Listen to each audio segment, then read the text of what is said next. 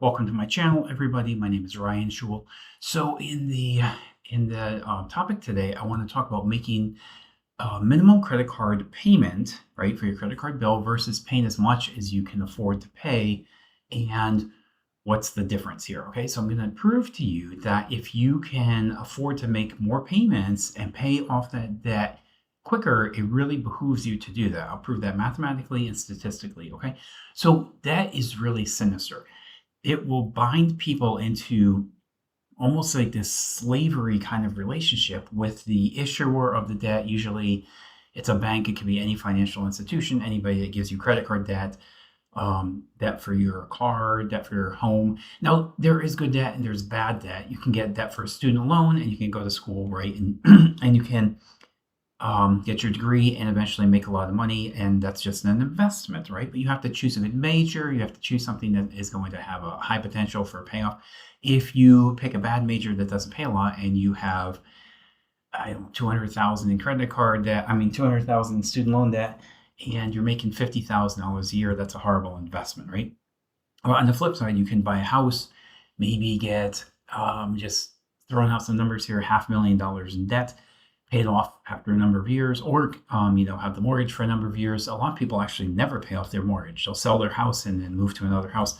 But if the house appreciates in value and you make $500,000 or more, maybe make $1 million on your investment, then that's a great use of debt, right? So anyways, let's focus on credit card payments today. Basically, I'm going to show you how paying off your credit card balance isn't just a kind of like a cool analysis. It's actually like a very intelligent decision-making tool, this model that I'm going to share with you guys. Okay, I'm going to show you how debt works. The sooner you pay it off, the better off you're going to be. We're going to look at the total cost of debt, time to debt-free, being debt-free, right? Everybody wants to be debt-free.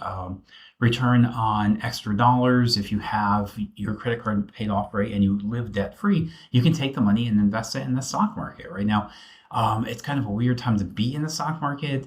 For months and months and months, about 6 months or so, I was on the sideline, 100% cash. I just recently went into the market and made a little money.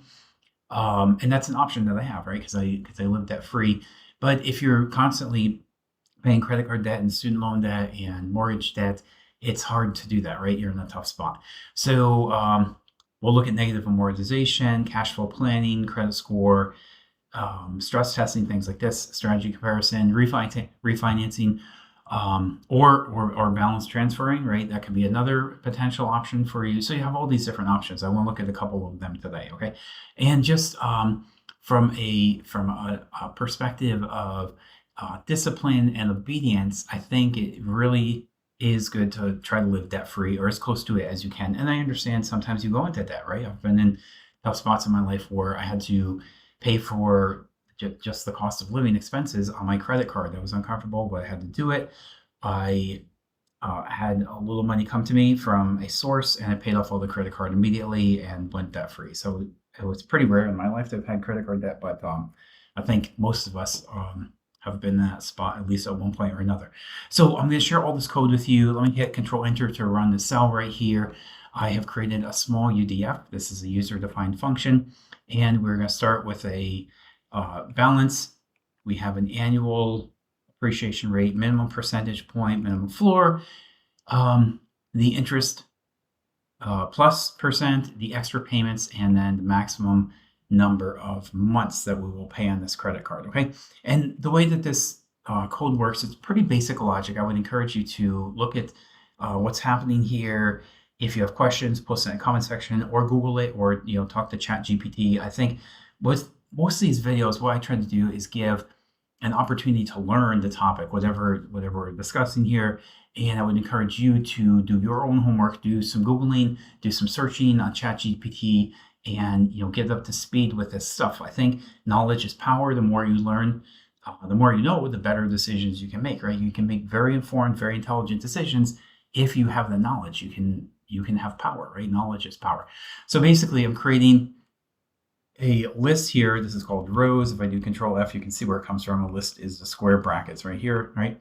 So we're taking everything and appending this to the list. So you see this over and over in my videos. I do this all the time. It's very common. There's about 4 primary data types in the world of Python. So you have lists, this is a square brackets. You have tuples, which has a curly bracket. You have a dictionary, which consists of key value pairs, and you have a data frame. Okay, so a data frame is kind of a structured data set, or you'll have rows and columns. So it's very common a lot of times to take data, create a sample, or collect data somehow, append this into a list, because a list is very fungible, changeable. It's called mutable. You can change a list. Tuple is not mutable. You can change a list. We can append all the information that we need to this list and then convert that to a data frame. So that's exactly what I'm doing here. I'm getting my month, beginning balance, interest, required minimum payment, any extra payments. Now, this is what I want to focus on. Any extra payments that you can afford to pay, I would encourage you to do that, okay? Now, I've talked to people before, and it's unfortunate, but there's actually some people out there that think if you make the minimum payment on your mortgage or credit card, at least a mortgage is tax deductible. Like, let's be honest, guys, at least you have a tax break for the mortgage. There's no tax deduction for credit card debt. There's no tax deduction for student debt. So if you have student debt or credit card debt or even auto debt, I would encourage you to pay extra payments and pay as much as you can. I'll prove to you how this works in just a couple of moments here. Pay as much as you can. I've talked to people that say, oh, I'm going to screw over the bank or the credit card company, the financial institution that gave me this credit card. I'm going to screw them so good because I'm going to pay the minimum payment. Guys, this is the absolute opposite of how it works. If you drag those payments out to beat the maximum, whatever that is, 4 or 5 years, it could drag on for over 10 years or maybe more, you're hurting yourself. You're totally shooting yourself in the foot. I'll prove that to you mathematically in just a minute here. But you have to try to be disciplined and obedient enough to save up a little extra money at the end of the month if you can. And I understand sometimes you can't, right? I've been in those spots personally, and it sucks. If you just have no money left at the end of the month, sorry, and you're just making the bare minimum payment, and that's what it is, that's okay too, okay? But these hard times are temporary, and you can get through that, right? But if you have some extra money saved up, don't let that sit in the bank where you're going to earn 1% interest, and you're paying 18% interest on your credit card. That makes no sense whatsoever, right? Again, I don't want to beat a dead horse here, but if you can make extra payments on your credit card, by all means, that is what you should be doing, right? Pay off that debt. It's sinister. It's horrible. Be debt-free, and you don't have to be a slave to that anymore. Okay, so anyways, where are we? Extra payments, principal, and then the ending balance, right? So I just hit Control Enter to run this, and we're starting out just with a basic scenario here. This $5,000. This can be anything you want. You can change this to 10,000, right? These are very changeable. These are very fungible. I can put 5,000, 10,000, whatever I want. This is just a sample here. It's a hypothetical sample. So the default extra, I'm going to say, is extra $300 per month. No matter what, I'm going to dig deep and come up with that $300 and pay that off. The minimum percent that we have to pay is 1%. The minimum floor is $25. And the minimum rule is interest plus percent. Okay, so that's how we're going to pay off the credit card. And again, the starting balance in this case is 10,000. I think that's totally fine. That will illustrate the point of what we're trying to do. So I just hit Control Enter. I'll just do it again, just because I think I did change that 5,000 to 10,000. Okay, so now we have our payment structure right here.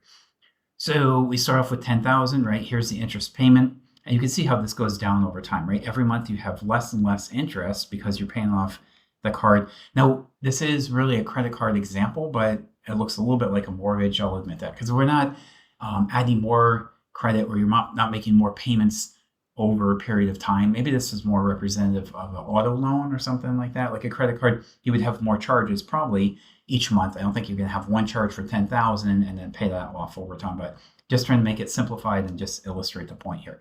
So, but that is a good question. Just thinking about that right now. Maybe to make it a little bit more realistic, I could add a couple more charges every month, right? Because realistically, you will swipe that card at least a few times a month, and you could increase the balance over time. That's definitely possible. Hopefully, decrease it over time. This is a little bit reminiscent of a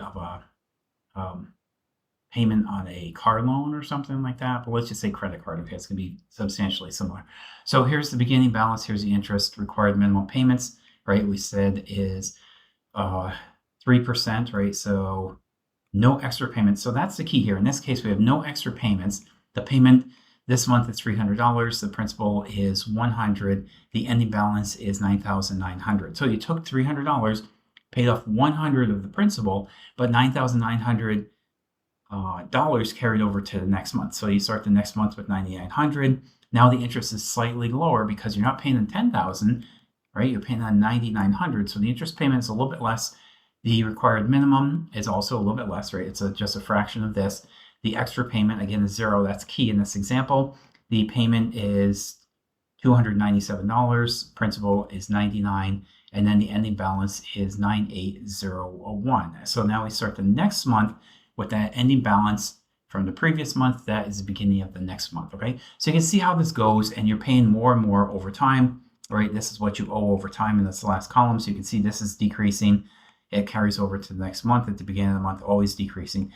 And the extra payment is always zero in this case, right? So that's where it gets very dangerous, because you drag this out for 303 months. Okay, so you have borrowed $10,000. So this is the key here, right?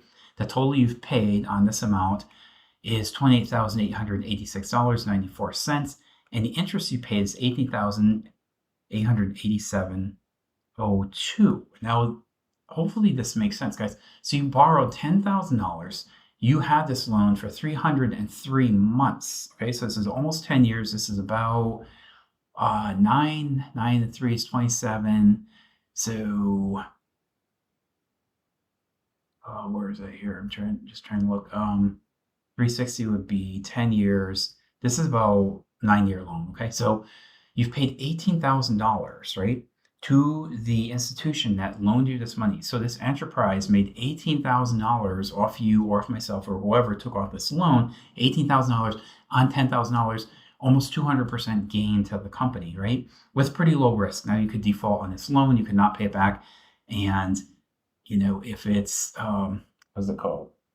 If there's no equity behind this, or what was that called? Unsecured. If this is an unsecured loan, then the bank is on the hook, right? But most likely, most people are going to pay off this debt, and the bank is in a good spot, right? It made almost 200%. It made $18,887 on a $10,000 loan to you. Now that is horrible for you if you are borrowing the money. If I'm borrowing this money, this is horrible for me. Any person borrowing the money, this is a horrible deal. You don't want to get into that kind of situation. Now here's the alternative. Let's say you borrow the same $10,000. The interest is the same over here, $200. Minimum required payment is $300. You make an extra $300 payment per year. The payment is $600. 3 plus 3 is 6, right? The principal that you've paid off is $400. So now the ending balance is $9,600. So you see how this works? In this case over here, the principal that you paid off was only $100, right?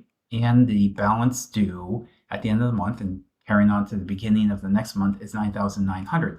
Now, there's no extra payments from this person to the enterprise that lent the money, right? So the institution is not getting any extra payments.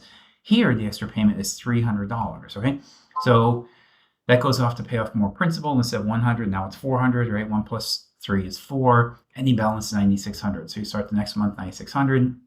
Now the interest payment is $192. Now this is less, right? Because before we had, I think, $199, $198, whatever this thing was over here. Yeah, $198. Now the interest payment is coming down because we owe less money because we've paid off more. Now it's only $192. The required minimum payment is $288. We're paying off $300. The extra is $300. Total payment is $588. So $288 plus 3 is $588. Principal paid off is $396. So you subtract $400 from $10,000, you have $960. Subtract another $396 from that, $9,600, $9,402. That carries forward to the beginning of the next month. Now look at this, guys. Instead of almost 10 years, this debt was 10 years. This poor chap over here paid $18,000 interest. This person over here is making an extra $300 payment per month. And it's all relative. I understand if you don't have an extra $300 sitting around, but you have to try to dig deep, get that extra $300. This person has paid off this loan in just 24 months. They paid $2,825.99. Let's just round it up. Say it's 28.26, right? $2,826 virtually. This person paid $19,000 to borrow 10,000. This person also borrowed 10,000, only paid 28, 25.99. So I mean, common sense would dictate, right? This is way better deal. You pay an extra 300, paying off this loan in just 24 months, right? So 2 years instead of almost 10 in this other scenario. And look at that, guys. You are debt free, right? Back in business, back where you need to be. You are no longer a slave to debt. So this is a very, very powerful concept. If you can pay more each month, I would highly, highly, highly encourage you to pay more. It totally is going to help you out, right? When you are in the hole, you want to go up. You don't want to go down in this hole. Okay, so let me show you what I just did. I put together one more small script over here. I'm using Plotly. I'm a big fan of Plotly, and I will save all this code and share this with you guys. Okay, so over here, save as HTML. I'll upload this HTML file. I'll give that to you so you have all the source code. Okay, and you can copy and paste this and run this for yourself and do your own analysis. So I like these Plotly charts. They're interactive, they're dynamic, and I created this one specifically right here to have this slider control over here so you can move this back and forth, and you can see what kind of effect this has by paying off the loan earlier, right? So in this case, remember, I'm paying 300 extra. So in that last case, this is a little bit static, right? I just put this into the code, you run it, and it is what it is. But I made this chart over here very dynamic, so you can play around with it. You can change this over here and see what kind of effect this has if you make more payments per month. So remember, 300 or zero. Zero, the x-axis in this case is extra payments. So if you're only paying the minimum, this loan is going to go for 302 months. The balance at the end is 1773, and that's what you pay off, right? And that's pretty much what we see over here, right? 302, 1773 is the last payment over here. So that's represented by this in this graph over here. But if you make an extra $50 payment, now you can pay off the loan in just a fraction of the time, only 100 months instead of 200 months, just for an extra $50 a month. If you make an extra 100 per month, you're paying this loan off in about 69 months, okay? And then it's at zero. And if you can pay an extra 150, 300, with the example we saw was 300. So this ends after 30, what do we get? 29 months, it goes to zero. And that's what we see over here. Well, it's already at zero after 24, right? So that's fine. So if you go over here, 27, there's a little bit that you owe. Anyways, you can see as you make higher and higher payments, right, more and more per month, now 500 per month, this loan is paid off after just 19 months, right? It goes to zero. If you can pay an extra 750 per month, the loan is paid off after just 13 months, right? So now you get $10,000 after only 13 months. You are completely paid off because you're paying off an extra 750 per month, up to 1,000 extra per month. A $10,000 loan is paid off in just 10 months. Okay, so we have a balance of zero in month 10. By the 10th month, it's already paid off. I think like 9.5 months, give or take, it's paid off.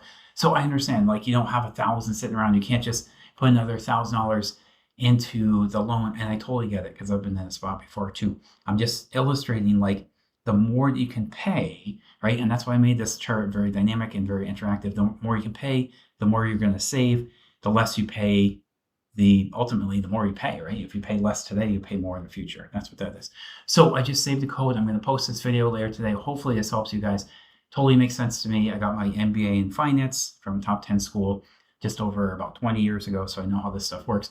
If you have questions, again, Google it, go on ChatGPT, ask the questions, post comments in the comment section if you like these videos, if you want to see more, or if you want to see something similar but slightly different, let me know about that. I try to accommodate people's questions and requests. I did get one recently. I don't know what the person was talking about. I asked for more clarification and didn't get it, but I did get several requests for videos, and I addressed those and created new videos. So that gives me something to do in my spare time. So I have pretty creative mind. I come up with a lot of innovative solutions for all kinds of problems, but I certainly don't know everything, right? So if you have some question or some request and I haven't addressed it, I think I have like 400 videos now, so getting to be a pretty extensive library. But if there's something out there that you haven't seen and my digital world on my channel and you want to see it, then let me know. Okay. I'm going to wrap it up here. Thanks for your time today, guys, and I'll see you in the next one. Goodbye for now.